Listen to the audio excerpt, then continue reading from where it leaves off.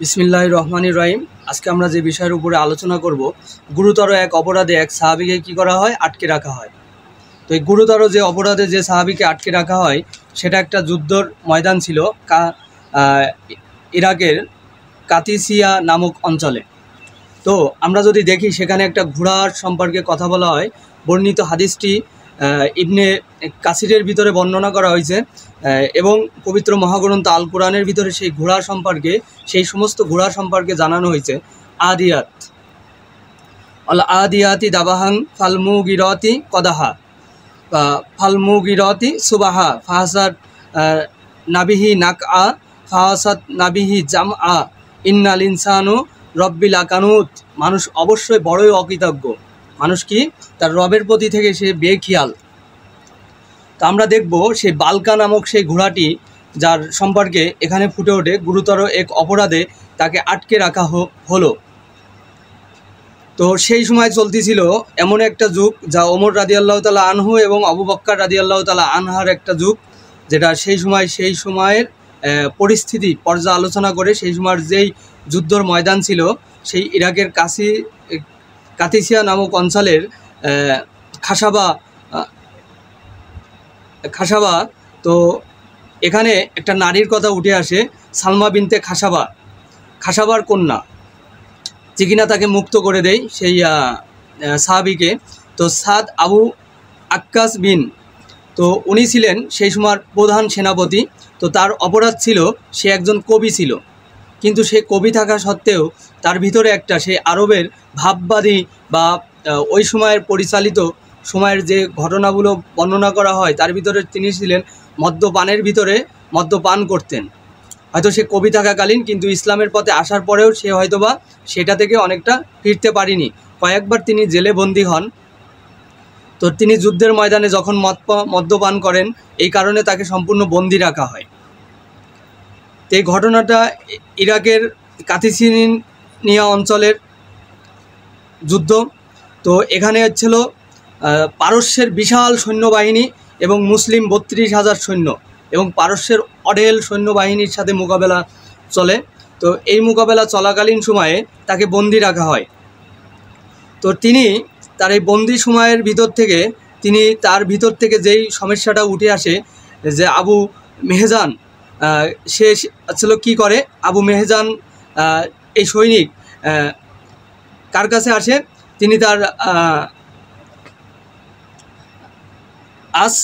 সেনাপতি আবু আক্কাসের বিনতের ওনার কাছে আসেন এবং বলেন, আপনি আমাকে মুক্ত করে দেন।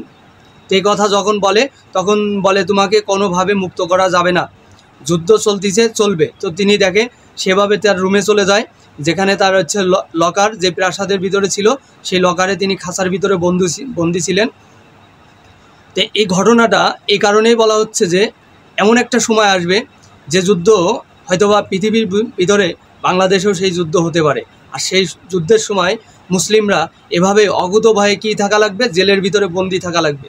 তাদের সামনে অনেক হত্যা, রহজানি, অনেক কিছু দুষ্কৃতকারী যা পৃথিবীর বাইরের দেশগুলো এসে করবে, কিন্তু তারা চুপচাপ সহ্য করে থাকা লাগবে। যার দরুন পৃথিবীতে যত কিছু কোরআনের ভিতরে এবং হাদিসের ভিতরে বর্ণিত হয়েছে, এগুলো ভবিষ্যতে আবার নতুন করে সৃষ্টি হবে এবং ঘটবে। তো আমরা সেই সমস্ত বিষয়ের উপরে পরিলক্ষিত আজকের আলোচনাটি, বক্তব্যটা আনা হচ্ছে। মূলত আজকের এই কাহিনী থেকে আমরা যেটা ফুটে উঠতেছে, যে তিনি বলতেছে যে দুঃখ বারবার, কি বলতেছে, উর্দুতে এই কবিতা রেওয়াত হয়েছে, দুঃখ বারবার এতটুকু যে আমার পাশে শত্রুগুলো ঘুরে বেড়াচ্ছে। এটা উর্দুর ভিতরে রেওয়াত হয়েছে যে দুঃখ আমার বারবার, আমার পাশে শত্রুগুলো বারে বারে ঘুরে বেড়াচ্ছে তার সামনে দিয়ে। হ্যাঁ, তো এখানে বলা হচ্ছে যে লোহ জিনজির হাদিদ, যা দ্বারা আমাকে কি করা হয়েছে, শেকল, তা পরিহিত রাখা হয়েছে, এবং সেই লোহর কপট দরজাগুলো থেকে আমি ভেদ করে কখনো বের হতে পারতেছি না। আর তারপর বলা হচ্ছে যে কত সামান্য ছিল, কত ভাই ছিল আমার, কত সম্পদ ছিল আমার, কত ভাই ছিল আমার, যারা যুদ্ধের ময়দানে আছে, অথচ আজ আমি অনেক বড় নিঃস্ব এই লোহ জঞ্জিরির ভিতরে। তখন সে কি করলো, সে আসলো সালমা বিনতে কাসাবার কাছে, এবং সে সালমা বিনতে কাসাবার কাছে যখন আসলো তখন বলল, হে কাসাবার কন্যা, তুমি আমাকে মুক্ত করে দাও। তা বলতিছে যে যেহেতু সেনাপতি তার হাজব্যান্ড, তো সেই সময় বলতিছে যেহেতু তোমাকে আটকে রাখা হয়েছে একটা মুসলিম নির্দেশনা বাইন্ডিংয়ের ভিতর থেকে, সেহেতু তোমাকে আমি কোনোভাবে ছাড়তে পারবো না। তখন সালমা বিনতে কাসাবা তার রুমে চলে যায়। কোথায় চলে যায়? তার রুমে চলে যায়। আর তখন তারপর সে এই কবিতাটি যখন বলে তখন কাসাবার কানে, সালমা বিনতে কাসাবার কানে আসে। আর তখন কাসাবা আল্লাহর কাছে ফরিয়াদ করে এবং আল্লাহর কাছে প্রার্থনা করে যে হে আল্লাহ, হে আমার রব, আমি এখন কি করব এই সৈনিকের ব্যাপারে। তখন এই সৈনিকের ব্যাপারে কাসাবা নিজে থেকে আসার পরে সে সালমা বিনতে কাসাবা কি করে, তার সেকল বন্দি খুলে দেয় এবং বলে, অবশ্যই আমি মনে করি তুমি আবার ফিরে আসবে এবং এই সেকলে আবার বন্দি হয়ে এখানেই থাকবে। অর্থাৎ এই ঘটনাটা তখন তাকে কি করা হয়, মুক্ত করা হয়। সে তার কি করে, সে তার চাদর বৃত্ত পরিহিত অবস্থায় সে তার মুখ ঢেকে সে শত্রু দলে ঝাঁপিয়ে পড়ে। আর তার সাথে ছিল সেই বালকা আদিয়াত ঘোড়াটা, যার সম্পর্কে উঠে আসে পবিত্র মহাগ্রন্থে এরকমই কতগুলো ঘোড়া ছিল, যে উঠে আসে শপথ ধাবমান উদ্দেশ্যন ধাবমান অশ্বরাজি, হ্যাঁ, যাহার খুঁড়ের আঘাতে অগ্নি স্ফুলিঙ্গ করে, যাহারা অভিযান করে প্রভাতকালে সেই সময়ে ধূলি উৎক্ষিপ্ত করে এবং শত্রু দলের অভ্যন্তরে ঢুকিয়া পড়ে। মানুষ অবশ্যই তার প্রতিপালকের প্রতি অকৃতজ্ঞ। তার মানে কি, মানুষ কিন্তু তার প্রতিপালকের প্রতি অকৃতজ্ঞ। এখানে যেটা বলা হয় আবু মেহজান, সে তার রবের প্রতি সে বলে যে হে আমার রব, আমি এখন থেকে আর কখনো মদ্যপান করব না। তো আমি এখন থেকে আমি কি করব, আমি অবশ্যই আমি সাক্ষ্য দিচ্ছি যে আমি কখনো মদ্যপানের ভিতরে থাকবো না। তার মানে দেখেন, এখান থেকে যদি কোনো সৈনিক যদি মদ্যপান করে, ইসলামের দৃষ্টিতে তাকে কখনো যুদ্ধর ভিতরে আনা যাবে না। অর্থাৎ নেশাগ্রস্ত অবস্থা এবং যুদ্ধ এবং সালাত একই রকম নিকটবর্তী ঘনিষ্ঠতার সম্পর্ক বোঝানো হচ্ছে। অতএব তুমি কখনো সেখানেও কি মাতাল অবস্থায় কাউকে হত্যা করা বা কোনো কাজ করতেই পারবা না। কিন্তু আজকের যদি পৃথিবীতে আপনি দেখেন যে সেই ইসরায়েল, যারা রাশিয়া, তারা কি করতেছে, তারা অধিক মদ্যপান করে আসার পরে তারপর ফিলিস্তিনিদের উপরে হামলা করতেছে, অধিক মদ্যপান, যার কারণে একটা সময় তারা কি হচ্ছে, তারা তাদের দল থেকে তারা যখন তাদের বাড়িতে চলে যাচ্ছে, বিভিন্নভাবে ডিফেন্স সিস্টেমে তারা যখন তাদের এই গুরুতর অপরাধগুলো দেখতেছে, তাদের হাত থেকে হাজারো মানুষকে হত্যা করতেছে, হাজারো মানুষের আকুতি মিনতি, তারপর তারা নিজেরাই তারা নিজেদেরকে আত্মহত্যায় বলিদান দিচ্ছে। অর্থাৎ তারা যুদ্ধক্ষেত্রের রণভঙ্গিরা সম্পূর্ণ বাইন্ডিং করছে। যুদ্ধ থেকে তারা তাদের যুদ্ধ নীতিগুলোকে সম্পূর্ণভাবে লঙ্ঘন করতেছে। তার মানে এতে করে বোঝা যাচ্ছে যে অবশ্যই তারা কি করতেছে, যে মানুষের উপরে অধিক আক্রমণ করতেছে, যে ফিতনাগুলো তারা করতেছে যা মানুষ আজকে জানে না। হয়তোবা সেই ফিলিস্তিনি যে আক্রমণগুলো হচ্ছে, সেই আক্রমণ থেকে মানুষ অবশ্যই দূরে। তো আমরা জানি যে আমাদের দেশে গাজওয়াতুল হিন্দ সম্পর্কে একটা ঘটনা বলা হচ্ছে, অবশ্যই গাজওয়াতুল হিন্দ হবেই। এবং এই সম্পর্কে নবী করিম সাল্লাল্লাহু আলাইহি ওয়াসাল্লাম বিভিন্ন হাদিস শরীফের ভিতরে ৭৫টা বার গাজওয়াতুল হিন্দ সম্পর্কে বিভিন্ন হাদিসের ভিতরে বর্ণিত করা হয়েছে। তো এই হাদিসগুলোর ভিতর থেকে আমরা যদি জানতে পারি, বিভিন্ন সময় ফুটে আসছে যে ইমাম মাহাদি আসবে, তারপর ফুটে আসছে ঈসা আলাইহিস সালাম আসবেন, তারপর আরও এরকম বর্ণনা আসছে হাবিবুল্লাহ আসবেন, এরকম বিভিন্ন রকমভাবে বিভিন্ন এদেরকে বর্ণনা করা হচ্ছে। এবং আমরা যতটুকু বুঝতে পারি যে আমাদের দেশের অনেক বিজ্ঞ আলেমরা তারা বলতেছে কি, বাংলাদেশ থেকে একজন কি হবে, একজন দুর্বল, যে কিনা তার হাত ধরেই একটা বিশাল সৈন্যবাহিনী গঠন হবে এবং সেই সৈন্যবাহিনী দ্বারা পৃথিবীর বিভিন্ন দেশে তারা যুদ্ধ করবে। এবং আল্লাহর নবী সাল্লাল্লাহু আলাইহি ওয়াসাল্লাম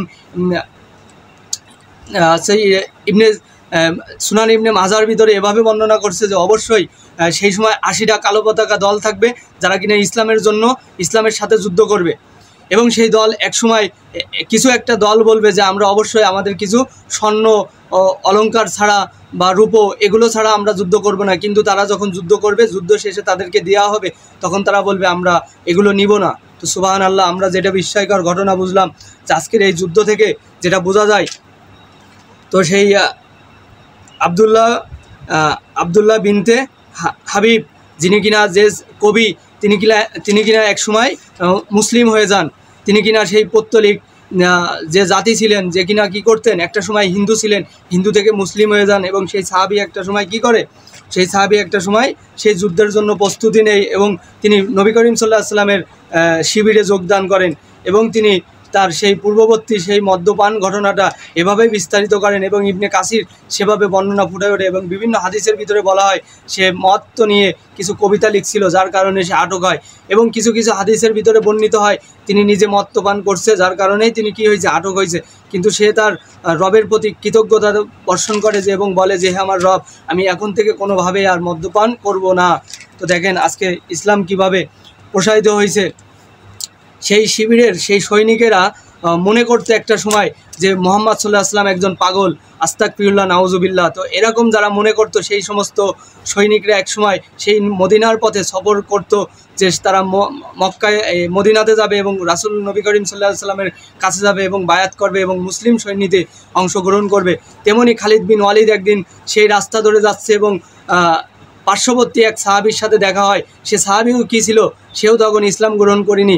তার সাথে কথা ডিস্টেন্স করতেছে এবং বলতেছে আমি মনে করি যে আরবের যে নবী মুহাম্মদ সাল্লাল্লাহু আলাইহি ওয়াসাল্লাম সে সত্য নবী, অর্থাৎ আমরা তার কাছে যাব এবং বায়াত গ্রহণ করব এবং আমি যদি ইসলামের ছায়াতলে আসতে পারতাম কতই না আমার সৌভাগ্য হতাম এবং আমি কতই না যুদ্ধ বিদ্রোহ করতাম, কতই আমার সুনাম থাকতো। তো সেই খালিদ বিন ওয়ালিদই একসময় কী করছে, ইসলামের ছায়াতলে আসছে এবং হাজারো সৈনিককে হত্যা করা, মুসলিম সৈনিককে হত্যা করা খালিদ বিন একদিন কী করলো, হাজারো রোমান সৈনিককে পরাজিত করলো একাই।